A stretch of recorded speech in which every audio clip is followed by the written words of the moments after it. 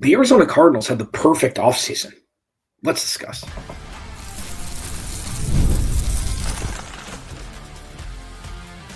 You are Locked On Cardinals, your daily Arizona Cardinals podcast.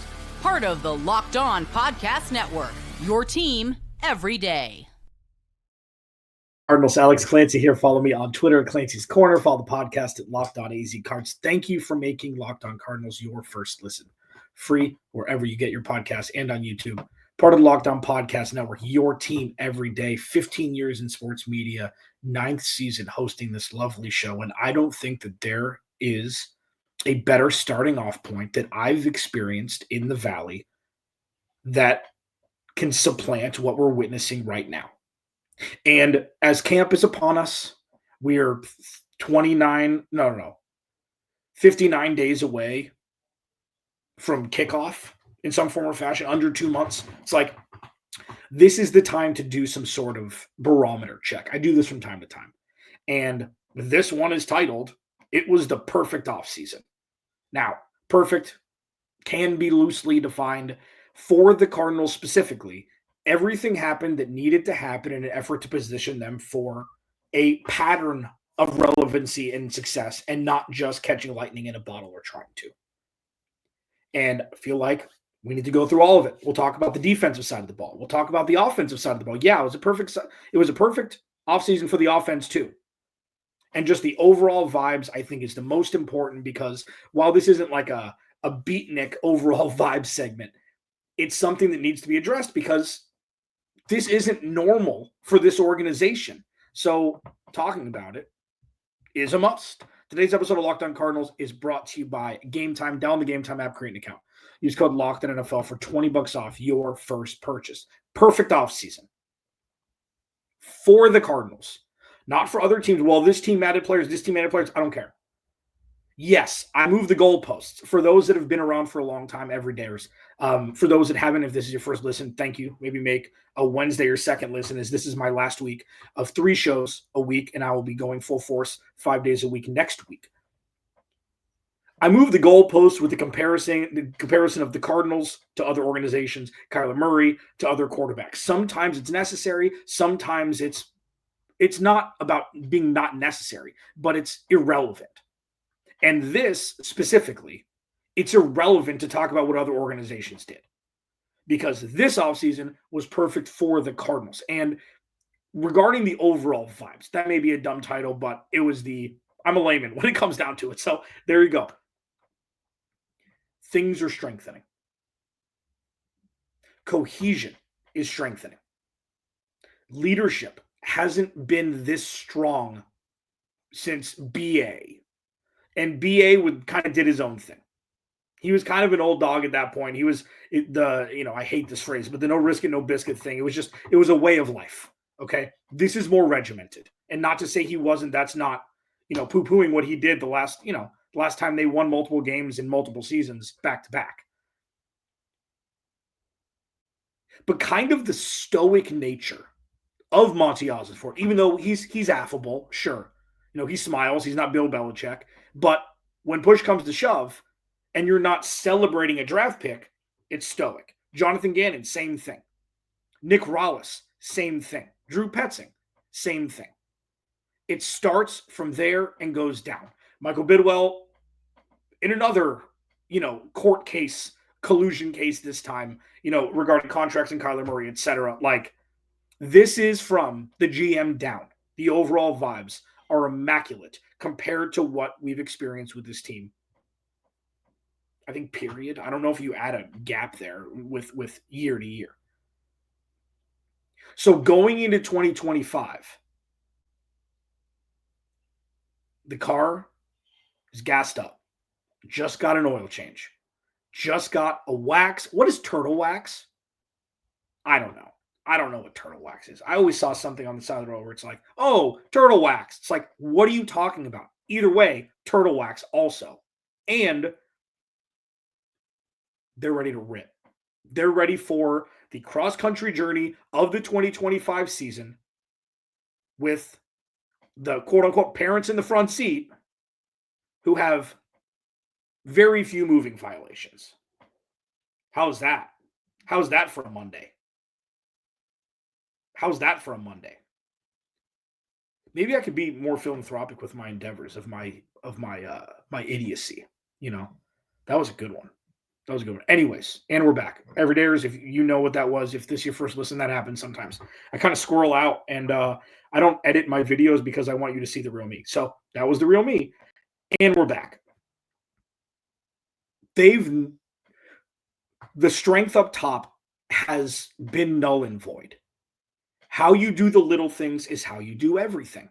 That's not just for players.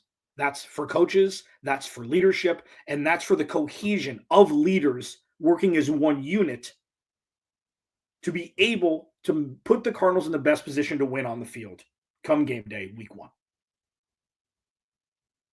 So a lot of what's happened since Monty Osborne, Jonathan Gannon et al. Took over at the end of the 2022 season, this is the culmination of a lot of little things happening. And we've seen them because they've been very different from what has been experienced for a large portion of it with the regime before them.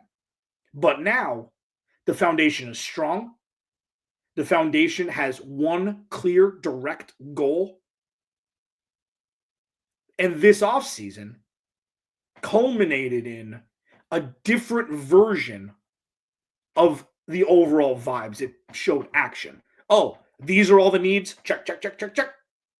Oh, it's not just with players who are looking for a last paycheck who were good 3 years ago. Check, check, check, check, check. And yes, that includes the offense, okay? And I'll explain much more in depth in the next segment. But even for people who just think the Cardinals are going to lose forever, and you know who you are in my comments, you can raise your hand to yourself. You can't deny what's happening. You can't deny, let me put it this way, let me be more fair. You can't deny the position the Cardinals are putting themselves in for 2025 and beyond is stronger than it's been in 15 years, 20 years. Even with the makeshift roster of, you know, with Carson Palmer, and even the makeshift roster with Kurt Warner, like most weren't homegrown. Sure, you've got your pillars, you've got your stars, you've got your all-pro guys, and then you had a bunch of other dudes. This floor of this roster is just higher. It's not about the ceiling in 2025. It's about the floor. And the floor for everybody involved in this organization, we'll say from the GM down, has leveled up. Everyone. And you can group the roster without everybody's leveled up. Well, what have they done this offseason? Have they worked out? No, that's not what I'm talking about. I'm talking about as one unit. This team has leveled up talent-wise, cohesion. We saw Darius Robinson and Marvin Harrison Jr. put on, a metric ton of muscle combined. Like, those little things show what the bigger picture is for this organization. And of course, a rookie bulking up into year 2 is not like this novel concept. It's not like something that's never happened before. But what the Cardinals have that is undeniable, in my opinion, is a very strong, unified front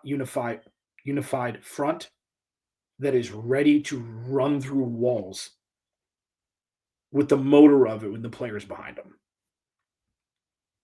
And it's not cliche. It's not generic. It's just what we're seeing. And that, in complement with the actual physical acts that have been taken this offseason through free agency and the draft, the Cardinals aren't going to surprise people in 2025.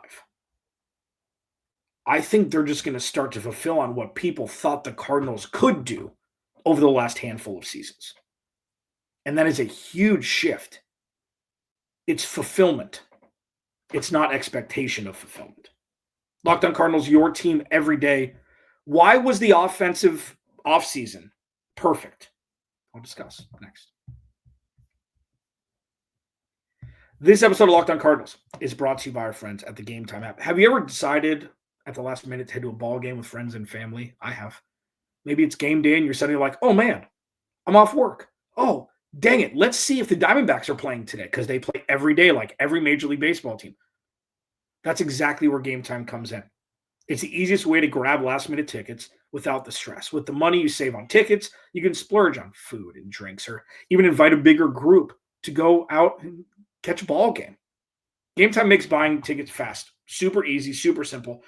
Prices on the app actually drop as you get closer to first pitch if it were a baseball game. And they've got incredible last-minute deals, clear seat view so you can get a peek at what your viewpoint will be before you buy the tickets. Say you want to sit in left field. Like, hey, maybe Ketel Marte is going to hit one out today, and I want to be in left field. Maybe you think it's an oppo day for him, and you want to sit in right field. I've always sat on the left side of the stadium. Why not go to the right? What does that vantage point look like? You can see it all on the Game Time app. Take the guesswork out of buying tickets with Game Time. Download the Game Time app, create an account. Use code LOCKEDONNFL for $20 off your first purchase. Terms apply. Again, create an account and redeem code LOCKEDONNFL. Download the Game Time app today. Last minute tickets, lowest price, guaranteed. Now, while most of this is in the abstract because we haven't seen it in week one, I guess 100% of it is in the abstract as directly correlated to what's going to happen this season. Everything, all the P's and Q's are being minded, okay? There's only so much you can show before kickoff that, that's, again, correlated to your preparedness and stability before week one, obviously, okay? I've been doing this a long time. I don't say that as a flex. I say that as it's just factual. Every season, up until the last couple, the question marks going in were, what's the plan? Is that player ready to have that role? What's a contingency plan if things don't go to plan? Those are the questions that were being asked. Now the questions are,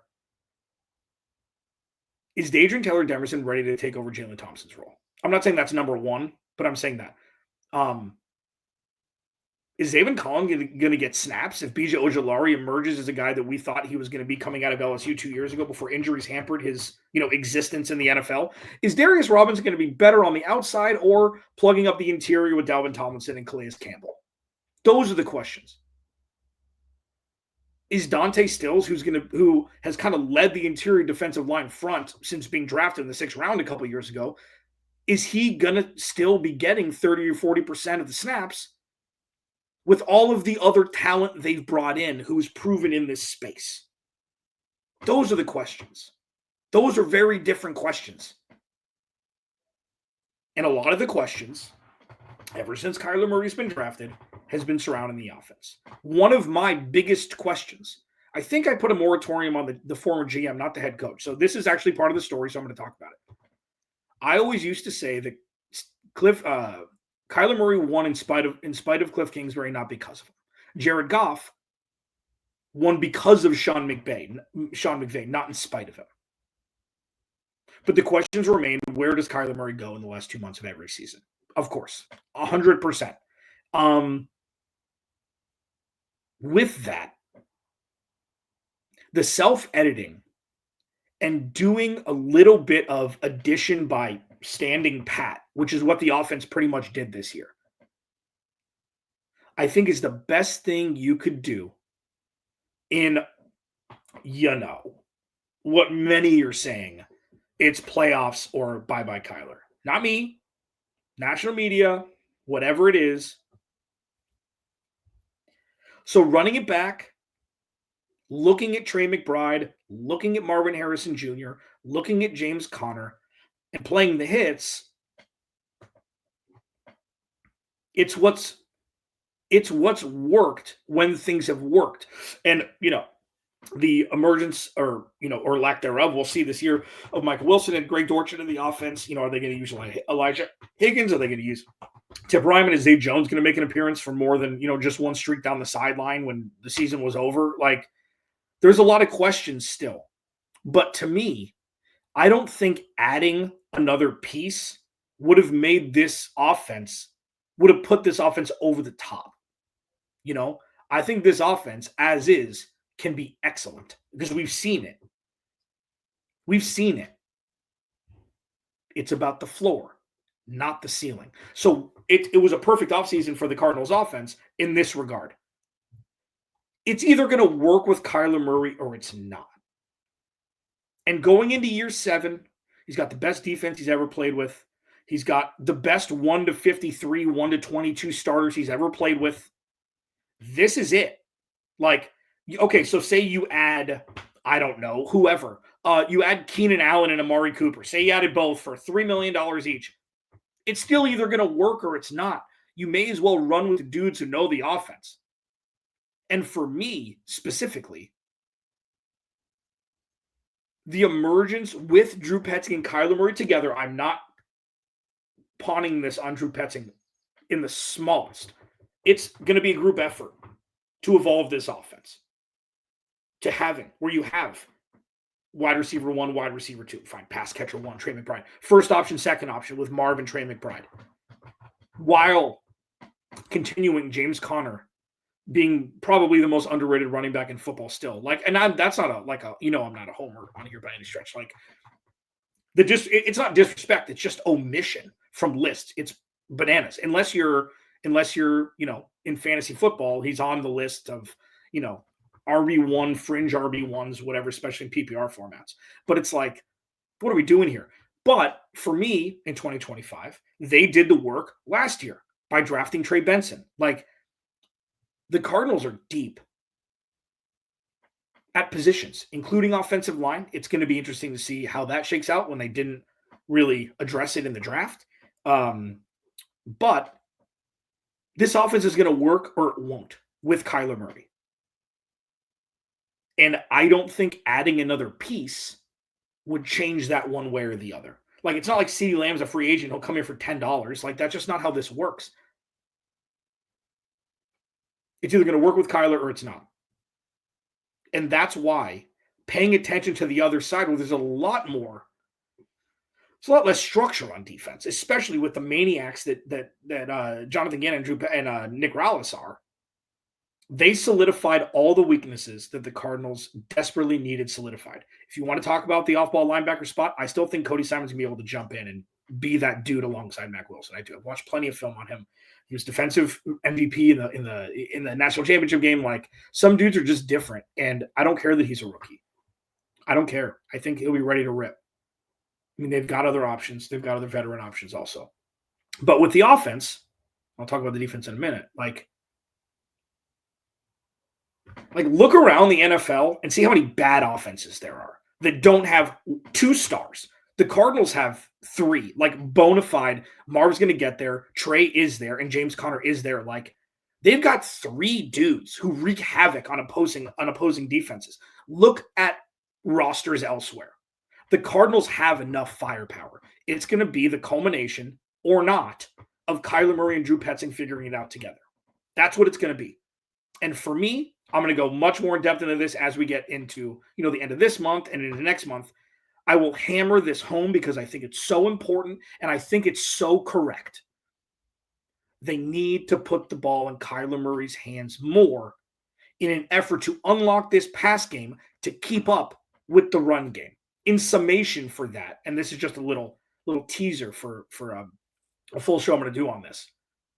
The offense is split between a run game and a pass game, and the cohesion is almost non-existent. There needs to be playing off of each other, the run game and the pass game, if the Cardinals want to truly unlock the power of this offense and not just see it 2 series a game or a couple games in a row. The contingency plan for this offense, while having a perfect offseason, because it's either going to work or it's not, it all relies on the working together of the run game and the pass game and not have them as just separate entities. What about the defense? I'll tell you right now, I'm going to bury the lead, and I'm just going to tell you what the lead is because it's the easy one. They shored up generational weaknesses on Arizona Cardinals rosters with the defensive line and the cornerback room specifically. Let's unpack it a little bit more next.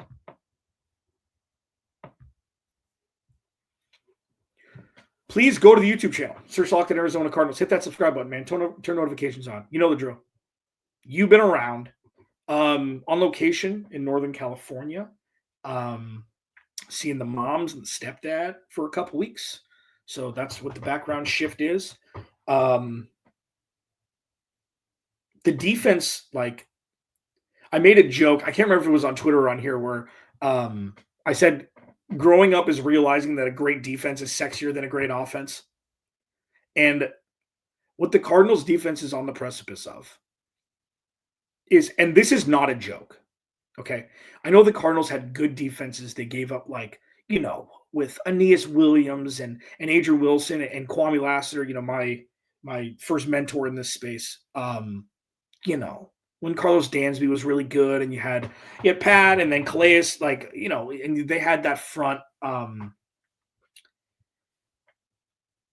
This defense has the ability, or has, at least on paper, to be a top 5 Cardinals defense ever. And I think that's pretty safe to say. I think that's pretty fair. Obviously, think that is a very future pacing statement, naturally, of course. And I think it's possible. So why was it a perfect offseason for the defense? It started with a lot of uncertainty. Okay, where is Monty Osborne going to go? Is he going to be able to address everything in one offseason? Because they had a lot of needs still. And this isn't like, oh, no, Kyler's just not good. They're trying to make the roster so good that it doesn't matter that he sucks. No, stop. Be an adult. Just think, even if you don't agree with me, just think rationally about things. Don't just recycle things you thought 4 years ago. Please, aim to be better with me. It's my chief philanthropic concern here inside this podcast. Just be an adult and don't think just because other people say things a lot that they're true. Challenge things. Even if it's wrong, just challenge it. It'll allow you to open your brain a little bit more in this wildly, sometimes toxic space of, oh, it's only this one thing or only this one thing. No, everything's in the gray, man. Everything's in the gray. So when you look at what they did this offseason, it's something that, we don't know if it's going to work. We haven't seen anything yet. But when was the last time, truly, when was the last time the Arizona Cardinals were tied to one of the top free agents in the free agent class? I mean, I got time. I got another 7 minutes on this show. I could spend 3 minutes just allowing you to collect your thoughts. I can't remember a time. Truly. Maybe Antonio Cromartie 10 years ago. Truly, when was the last time the Cardinals were tied to a big-name free agent? James Conner wasn't a big-name free agent.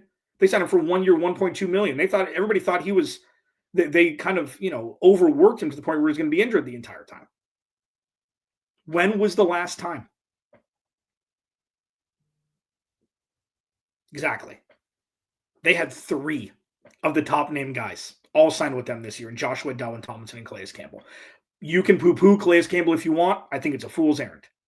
Calais Campbell's played at an elite level. Dalvin Tomlinson has been very good. He was a cap casualty, and Josh Sweat was one of the top guys off the edge in the class. And you can say, well, Josh Sweat, he's not a great edge rusher. He's just, it was a weak class. I don't agree with that. Plus, the Cardinals don't need elite. They need above average. They need guys who can pressure the quarterback. It's been a struggle. 3 dudes, 1 offseason. Different. Perfect. Then drafting Walter Nolan, having Will Johnson drop into their lap in the 2nd round. It's just had Jordan Birch dropping in the 3rd. Cody Simon. This defense now has the compound interest coupled with last year and the year before, with Darius Robinson, who pretty much had a redshirt year. Bijan Ojulari's been hurt, but if he comes back and he can produce, this front is going to be one of the best in football. You got Dadrian Taylor-Demerson, okay? It's starting to move. And then, you add a guy from the Bengals, Akeem Davis-Gaither, we'll see if he starts week 1. I'm assuming that he'll be the one because he's the vet. But Owen Papo's been in this system for a couple years, so we'll see. Or if Cody Simon ends up taking the reins. Like, I don't know if anything could have been different for this defense to make this offseason more perfect for the Arizona Cardinals than it's been. Maybe Bijan Ojulari being healthy. You know, they re-signed Baron Browning. On the other side, with the offense, they re-signed Trey McBride and James Conner. Okay? That's what they needed. The Cardinals re-signed Budda Baker. This is how you build year-to-year momentum. Not wins and losses, but just the floor raising. And that's why, overall, from the vibes to the offense, pretty much standing pat, just bringing back their studs, to the defense loading all the way the hell up.